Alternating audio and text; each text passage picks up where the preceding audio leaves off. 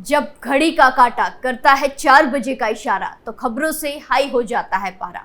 क्योंकि 4 बजे हम चक्रव्यूह के साथ आपके सामने पेश होते हैं और 4 ऐसे लोगों को चक्रव्यूह के चक्र में फंसाते हैं जिनकी पोल पट्टी सुनकर हर कोई हैरान हो जाए। नमस्कार, कैपिटल टीवी में आपका स्वागत है और मैं आपके साथ प्रिया बिष्ट। आज चक्रव्यूह के चक्र में फंसे हैं कुछ कट्टरपंथी।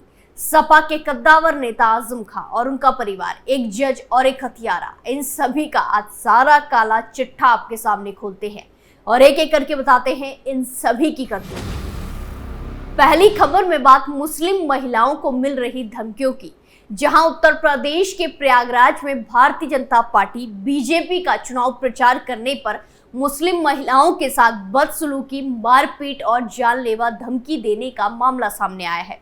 ये महिलाएं लोकसभा चुनाव में प्रधानमंत्री नरेंद्र मोदी और मुख्यमंत्री योगी आदित्यनाथ का नाम लेकर बीजेपी के पक्ष में चुनाव प्रचार कर रही थी, जिसके बाद उन्हें जान से मारने की धमकी दी गई है। ये मामला प्रयागराज के करेली इलाके का है। यहाँ मुस्लिम समुदाय की दर्जनों बुर्का नशी महिलाएं पिछले काफी दिनों से बीजेपी से जुड़ी हुई हैं। ये लोग लगातार इलाहाबाद सीट के बीजेपी उम्मीदवार नीरज त्रिपाठी का प्रचार कर रहे हैं, जिसके बाद उन्हें बीजेपी का चुनाव प्रचार करने पर इसका अंजाम भुगतने की धमकी दी गई है। आरोप है कि पड़ोस में रहने वाले कुछ लोग यहाँ रहने वाली सना खान नाम की महिला के घर में जबरन घुस आए। आरोपियों ने सना खान और उनकी बेटी के साथ बदसलूकी की और धमकी दी कि अगर उन्होंने बीजेपी का चुनाव प्रचार किया तो उन्हें जान से मार दिया जाएगा। मुस्लिम महिलाओं ने इस मामले की शिकायत पुलिस में कर दी है। प्रयागराज पुलिस इस मामले में जांच कर रही है। मुस्लिम समुदाय की इन महिला बीजेपी कार्यकर्ताओं ने पिछले दिनों हाथों पर मेहंदी भी लगाई थी और मेहंदी के जरिए अब की बार 400 पार के नारे का प्रचार किया था, जिसे लेकर उनके आसपास के रहने वाले लोग नाराज बताए जा रहे हैं। इस घटना के बाद बीजेपी मुस्लिम महिला कार्यकर्ता सना खान ने धमकी देने वाले के खिलाफ कड़ी से कड़ी कार्रवाई किए जाने की मांग की है। प्रयागराज पुलिस ने इस मामले में शिकायत दर्ज कर ली है और आरोपियों की तलाश की जा रही है। अगली खबर में बात आजम खां की, जहां समाजवादी पार्टी के वरिष्ठ नेता आजम खां, उनकी पत्नी तंजीम फातिमा और बेटे अब्दुल्ला आजम के लिए बड़े दिनों बाद राहत भरी खबर सामने आई है। बेटे अब्दुल्ला आजम के 2 बर्थ सर्टिफिकेट बनाए जाने और उनका दुरुपयोग किए जाने के मामले में मिली सजा पर हाईकोर्ट ने रोक लगा दी है।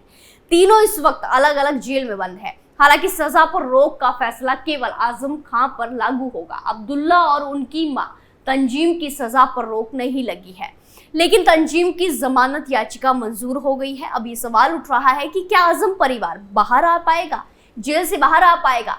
जानकारी के अनुसार आजम खां की पत्नी तो जेल से बाहर आ जाएगी, लेकिन यूपी के पूर्व काबीना मंत्री और उनके बेटे को अभी भी जेल में रहना होगा। आजम को एक और मामले में 7 साल की सजा सुनाई गई है। ऐसे में उन्हें अभी जेल में ही रहना पड़ेगा। वहीं आजम के बेटे अब्दुल्ला आजम जेल से भी बाहर नहीं आ सकेंगे। आजम की पत्नी तंजीम फातिमा के खिलाफ कोई दूसरा मामला नहीं बचा है, इसीलिए वो बाहर आ पाएगी। वहीं आपको बता दें कि इस मामले में रामपुर के बीजेपी विधायक आकाश सक्सेना ने 3 जनवरी 2019 को आजम खां, उनकी पत्नी तंजीम फातिमा और बेटे अब्दुल्ला आजम के खिलाफ क्रिमिनल केस दर्ज किया था। तीनों के खिलाफ रामपुर के गंज पुलिस स्टेशन में आईपीसी की धारा 193, 420, 467, 468 और 471 के तहत एफआईआर दर्ज की गई थी। आकाश सक्सेना की ओर से दर्ज की गई एफआईआर के मुताबिक आजम खां और उनकी पत्नी तंजीम फातिमा ने बेटे अब्दुल्ला आजम का एक बर्थ सर्टिफिकेट 28 जून साल 2012 को रामपुर की नगर पालिका परिषद से बनवाया गया है, जबकि दूसरा बर्थ सर्टिफिकेट 21 जनवरी 2015 को लखनऊ नगर निगम से जारी कराया गया। पहले बर्थ सर्टिफिकेट में जन्म स्थान रामपुर बताया गया है, जबकि दूसरे में जन्म स्थान लखनऊ का क्वीन मैरी हॉस्पिटल बताया गया है। आरोप लगा कि आजम परिवार ने अलग अलग बर्थ सर्टिफिकेट का इस्तेमाल कर अलग अलग जगहों पर किया है। अलग अलग बर्थ सर्टिफिकेट के आधार पर 2 पासपोर्ट और 2 पैन कार्ड बनाकर उनके दुरुपयोग की भी बात सामने आई। अगली खबर में बात एक जज की, जहां इलाहाबाद हाई कोर्ट ने बांदा के सीजेएम के खिलाफ तीखी टिप्पणी करते हुए कहा है कि भगवान दास गुप्ता जज बनने रहने के काबिल नहीं है। हाईकोर्ट की बेंच ने कहा कि जज की तुलना किसी अन्य अधिकारी से नहीं की जा सकती है, क्योंकि ये लोक सेवक और न्यायिक अधिकारी नहीं बल्कि जज है। कोर्ट ने यह भी कहा कि जज को भारतीय संविधान से सप्रभु शक्ति इस्तेमाल करने का अधिकार मिला है। दरअसल इलाहाबाद हाई कोर्ट में जस्टिस राहुल चतुर्वेदी और जस्टिस इंद्रेश की डिवीजन बेंच ने सीजेएम के खिलाफ याचिका को स्वीकार किया है। ये याचिका बिजली विभाग अलीगंज लखनऊ के अधिशासी अभियंता मनोज कुमार गुप्ता के साथ एसडीओ फैजुल्लागंज दीपेंद्र सिंह और सुविधा कर्मी राकेश प्रताप ने लगाई है। याचिका को स्वीकार करते हुए हाईकोर्ट ने यह आदेश भी दिया है कि अधीनस्थ अदालत का कोई भी जज बिना जिला जज की सहमति के या उन्हें विश्वास में लिए मुकदमा नहीं लिखा सकते हैं।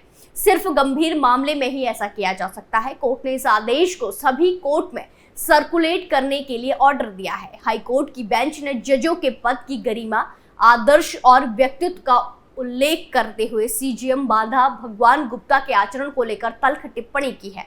बेंच ने कहा कि बकाया बिजली बिल के भुगतान की कानूनी जंग हारने के बाद सीजेएम ने बिजली विभाग के अधिकारियों के खिलाफ सबक सिखाने के उद्देश्य से मुकदमा दर्ज कराया था। हाईकोर्ट ने इस एफआईआर को रद्द कर दिया है। पूरे मामले में कोतवाली बांदा के पुलिस अधिकारी ने सीजेएम की पोल खोली है। दरअसल पूरा मामला बांदा के सीजेएम से तब जुड़ा जब उन्होंने लखनऊ के अलीगंज में मकान खरीदा था। मकान खरीदने के बाद पता चला कि उस मकान पर लाखों रुपए का बिजली बिल बकाया है। जब बिजली विभाग ने वसूली के लिए नोटिस भेजा तो सीजेएम ने बिजली विभाग और मकान बेचने वाले दोनों को घेर लिया। कोर्ट में दोनों के खिलाफ क्लेम दाखिल कर दी गई। इसके बाद लखनऊ अपर सिविल जज ने समन भी जारी किया था, जिसे वापस ले लिया गया था। इस पूरे मामले में सीजेएम ने हाईकोर्ट तक कानूनी लड़ाई में हार का सामना किया है। इस पर हाईकोर्ट ने कहा कि उन्होंने अपने हित के लिए अपने पद का दुरुपयोग किया है। हाईकोर्ट ने इस बात पर आपत्ति जताई कि 14 साल में सीजेएम ने सिर्फ 5,000 रुपए ही बिजली बिल भरा है। इस पर उन्होंने दलील दी थी कि वो सोलर पैनल का इस्तेमाल कर रहे हैं।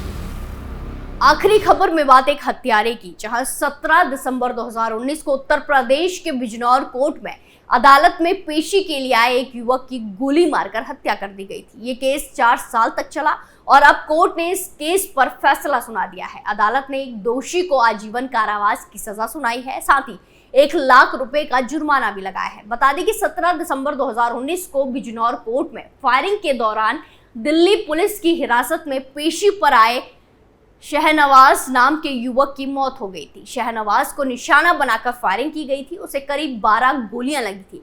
इस केस में 23 मई को सजा का ऐलान हुआ। शहनवाज हत्याकांड में आरोपी सुमित कुमार को जिला कोर्ट ने आजीवन कारावास की सजा सुनाई है। सुमित ने ही कोर्ट रूम में गोलियां चलाई थी।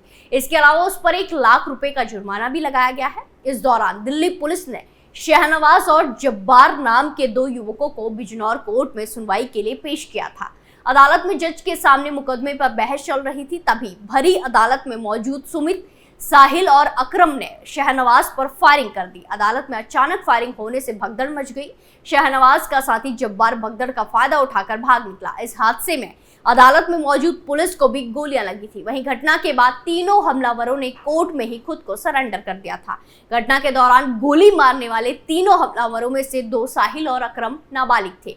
इस दौरान तीसरे आरोपी यानी सुमित की उम्र 20 साल की थी। तीनों के पास से हमले में इस्तेमाल की गई पिस्टल भी बरामद की गई थी। साहिल और अकरम पर हाईकोर्ट की तरफ से कार्रवाई पर स्टे चल रहा है, इसीलिए न्यायालय ने उन दोनों पर अभी कोई फैसला नहीं सुना है। इस दौरान वकील मुकेश चौहान ने बताया कि हमने अदालत में हुए सनसनीखेज हत्याकांड पर आरोपी को फांसी की सजा की मांग की थी, लेकिन अदालत ने इसे रेयरेस्ट ऑफ रेयर केस नहीं मानते हुए अवैध हथियार रखने, जानलेवा हमला करने और हत्या करने का दोषी मानकर आजीवन कारावास की सजा सुनाई है। वहीं 2 अन्य आरोपियों को हाईकोर्ट से स्टे मिला हुआ है, इसीलिए साहिल और अकरम के खिलाफ कोई फैसला भी नहीं हुआ है। आज हमने देखा कैसे चक्रव्यूह के चक्र में कुछ कट्टरपंथी सपा के कद्दावर नेता आजम खां, एक जज और एक हत्यारा फंसे और उनकी पूरी पोल पट्टी खुलकर सबके सामने आ गई। चक्रव्यूह फिलहाल के लिए इतना ही, फिर पेश होंगे सनसनीखेज खुलासों के साथ। बाकी तमाम खबरों के लिए देखते रहिए कैपिटल टीवी उत्तर प्रदेश। नमस्कार।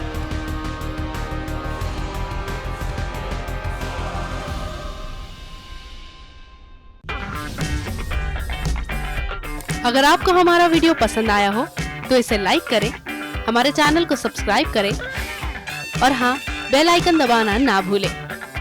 ताकि आप तक हमारे वीडियो की नोटिफिकेशन पहुंचती रहे। आप अपना सुझाव हमें कमेंट बॉक्स में दे सकते हैं। हमारे साथ जुड़ने के लिए शुक्रिया।